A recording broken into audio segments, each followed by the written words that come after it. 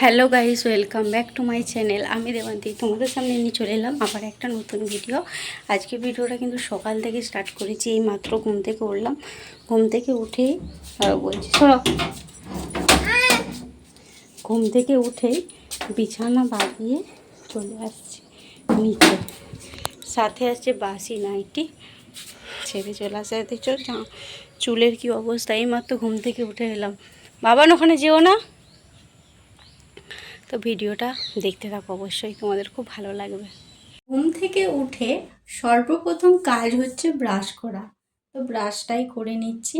মুখটা ভালো করে প্রথম ওয়াশ না করলে একদমই ভালো লাগে না সারা দিনটা। একটু ফেস ওয়াশ দিয়ে মুখ না ধুলে একদমই ভালো লাগে না। তো আমি একে একে মুখ ফুক সব ধুয়ে নিই।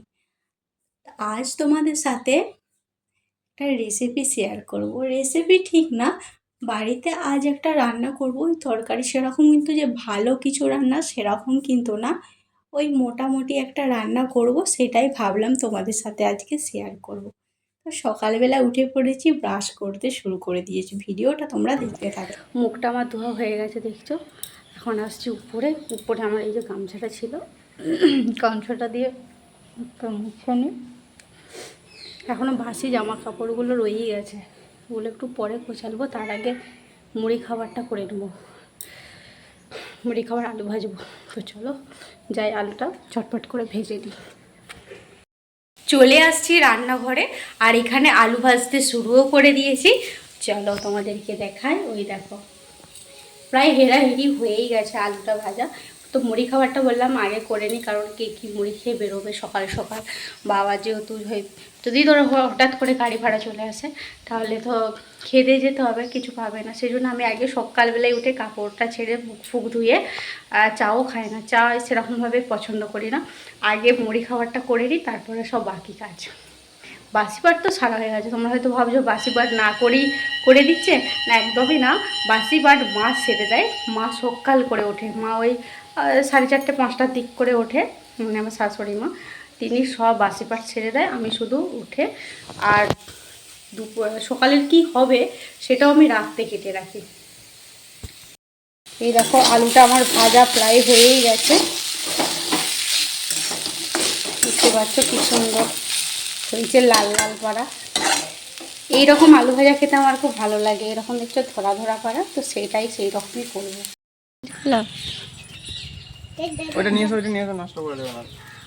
একটু দাঁড়িয়েছিলাম, তারপরে তোমাদের দাদা দেখছি বাজার করতে গিয়েছিল। অনেক সকাল ঘুম থেকে উঠে পড়েছিল। ঘুম থেকে উঠে দেখছি আমি একটুক্ষণ দাঁড়িয়েছিলাম মুখ ফুক ধুয়ে, তারপরে দেখছি ও এলো কামারপুকুরে গেছিলো বাজার করতে। তো বাজার করতে যে ওখান থেকে এক গাদা গাছ কিনে এনেছে। অনেক কিছু গাছ তোমাদের সাথে শেয়ার করব একদিন কী কী গাছ কিনে এনেছে। আর এটা হচ্ছে ফ্রি দিয়েছে, যেটা আমি তোমাদের দাদাভাইকে দিলাম। ওটা ঠিক কী গাছ জানি না, এক রকমের ফুল গাছ বোধহয়। ওই আর কি। তো কী কী বাজার করে এনেছে দেখো, তোমাদেরকে দেখাচ্ছি একটু পরে। বাজার করতে গেছিলো তোমাদের দাদা কামারপুকুরে। তো সেখান থেকে মাছ এনেছে আর কিছু সবজি এনেছে। চলো সেগুলো ধুয়ে নিই কলতলায়। এই যে স্টিলের এই ঝুড়িগুলো, ফুটো ফুটো ঝুড়িগুলো নিয়ে নিয়েছি। চলো ব্যাগটা নিয়ে চলে যাই। অল্পই সবজি এনেছে, সেরকমভাবে সবজি আনে না। ফোন করেছিল আমাকে যে কিছু সবজি নেবো নাকি। সবজি সেরকমভাবে কি বলবো, সবজির প্রচুর দাম, তবু এনেছে দেখছি সবজি। চলো এগুলোকে ধুয়ে নিই। আর এখানে দেখো গোপীটা আমাকে তো কোনো কাজই করতে দেবে না। কলতলায় কিছু কাজ করতে এলেই গোপী চেঁচাবে, দেখতে পাচ্ছ ওই দেখো। চলো কি কি এনেছে তোমাদেরকে দেখায়, কি কি সবজি এনেছে। তো গোপী চেঁচাচ্ছে, কেউ কিছু মাইন্ড করো না। এই দেখো বাবারে, লাল লাল টমেটো এনেছে। টমেটোগুলো বাবা বিশাল টকটকে লাল, বেশি দিন থাকবে না ঠিক জানি না। তারপর বেগুন এনেছে, আর এখানে আছে করলা আছে, আর এখানে আছে মাছ। ব্যাস এইটুকুই। আর হ্যাঁ এনেছে আর এই যে মৌসম্বি, বাবান সোনার জন্য এনেছে মৌসম্বি। তো গোপী কেমন চেঁচাচ্ছে শুধু দেখো, শুধু ফ্রেন্ড। দেখতেই পেলে কী কী বাজার করে এনেছে। তেমন কিছু না, ওই টুকিটাকি করে বাজার করে এনেছে। আর মাছটা একটু বড় দেখে এনেছে, কারণ মাছটা আমাদের অনেক দিন হয়, প্রায় প্রায় 2.5 কেজির মতন মাছ কিনে এনেছে তোমাদের দাদাভাই। ও যদি বাজারে যায় 1 গাদা করে জিনিস কিনে আনে, কিন্তু এখন যা সবজির সব যা দাম, বলছে সবজিতে হাত দিতে পারি না। তাই সবজি মোটামুটি সব এনেছে। আমি বলেছিলাম একটু পটল আনতে, তো পটল আনে না। তো যাই হোক, এই সবজি দিয়েই এখন কদিন কাজ চলে যাবে, আবার 2 দিন পর আবার তোমাদের দাদাভাই ছুটবে। তো মাছটাও অনেকটা এনেছে, 2.5 কেজি 3 কেজির মতন মাছ এনেছে বলছে। তো সবজিগুলো আমার ধোয়া হয়ে গেছে, এখন সবজিগুলো আমি রেখে চলে আসছি। আর এইগুলো দেখছো মাছগুলো, যে মাছগুলো এনেছে, তো চলো মাছগুলোকে ঝটপট করে ধুয়ে নিই।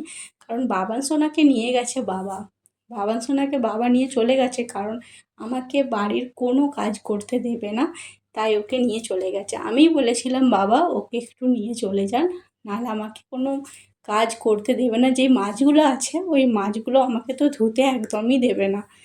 তারপরে সব সবজি আছে, তো সবকটা আমি ধুয়ে নিয়ে এখন চলে আসছি। ধোয়াও হয়ে গেছে সবগুলো, চলো তোমাদেরকে দেখাই। মোটামুটি সব কাজ আমার হয়ে গেছে।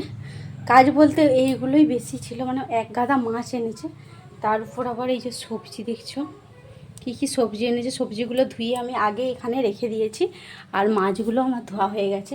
এনেছে পোনা মাছ, ওটা তোমাদেরকে একবার দেখিয়ে দিই। পোনা মাছই এনেছে, পোনা মাছ, কিন্তু এটা কী মাছ আমি ঠিক জানি না। পোনা মাছই, মাছের অনেক তো ভাগ আছে, চলো দেখা।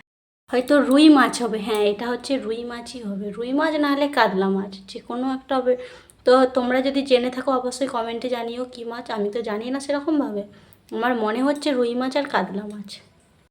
আজকে ভাবলাম তোমাদের দাদাভাই তো বড়, মানে ওগুলো তোমার দাদাভাই ফোন করেছিল, বললো ওগুলো কাতলা মাছ।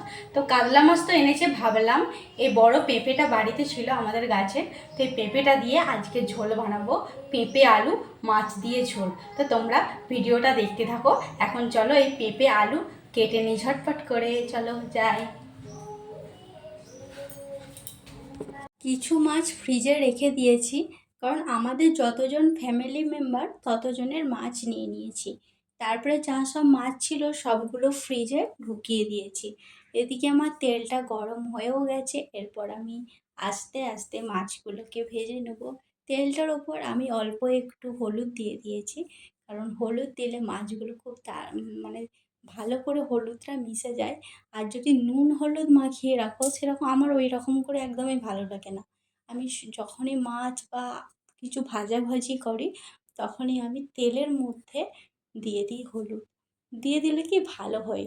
আর এদিকে দেখছো আমার মাছগুলো ভাজাও হয়ে গেছে, মাছগুলো একে একে আমি উল্টে পাল্টে নিচ্ছি, কারণ উল্টে নিলে মাছগুলো আরও বেশি ভাজাটা ভালো হবে। এখানে আমি মাছের ঝোলের জন্য পেঁয়াজ, টমেটো, আদা বাটা নিয়েছি, আর নিয়েছি রসুন। আজকে কি রেসিপি বানাতে চলেছি সেটা তো তোমাদেরকে আগেই বলে দিয়েছি। একটা বড় পেঁপে দিয়ে মাছের ঝোল বানাবো আজ। অনেক দিন পর পেঁপে আলু মাছ দিয়ে ঝোলটা বানাবো। তোমরা অবশ্যই ভিডিওটা কেউ স্কিপ করে যেও না, আস্তে আস্তে সবটাই তোমরা দেখতে পাবে। প্রথমে আমি দিয়ে দিলাম তেজপাতা, তারপরে দিয়ে দিয়েছি পাঁচফোড়ন, তারপরে দিয়ে দিয়েছি পেঁয়াজ, তারপর দিয়ে দিয়েছিলাম রসুন, আর এখন দিয়ে দিয়েছি আদা। একে একে সব উপকরণগুলো দিয়ে দিলাম, তারপরে দিয়ে দিলাম আমি টমেটো। তো সেদ্ধ করে রাখা পেঁপে আর আলুটাকেও ভালো করে দিয়ে দিলাম। এরপর উপরে উপরে আমি মশলা দিয়ে দেবো, কারণ ভালো করে ভেজে নিয়ে মশলা দিয়ে দিলে আরও ভালো টেস্টি হয়। এরপর হালকা পরিমাণে একটু জল দিয়ে দেব। মশলাটা এখন কষানো হচ্ছে, তো কষানো হয়েও গেছে। এদিকে আমি ঝোলের জন্য দিয়ে দিলাম গরম জল। ফুটন্ত গরম জল দিলে কি আরও ভালো টেস্টি হয় তরকারিটা। আর এখানে আমি ভাজা মাছগুলো উপরে উপরে দিয়ে দিলাম। আর টেস্টি হয় কারণ হচ্ছে তোমরা কাঁচা জল একদমই ঢালবে না। যখনই তোমরা তরকারি বা মাংসর ঝোল টোল বানাবে, তখনই তোমরা কিন্তু গরম জলটাই ব্যবহার করবে। চলো কী কী রান্না করেছি দেখা। এদিকে দেখছো মাছের ঝোল বানিয়েছি, আর করেছি কুমড়ো শাক করেছি, আর বাবা সোনার জন্য করেছি একটা সেদ্ধ ঝোল। ব্যাস, আজকের ছিল এইটুকুই রান্না। ভিডিওটা তোমাদের কেমন লাগলো অবশ্যই কিন্তু কমেন্টে জানিও।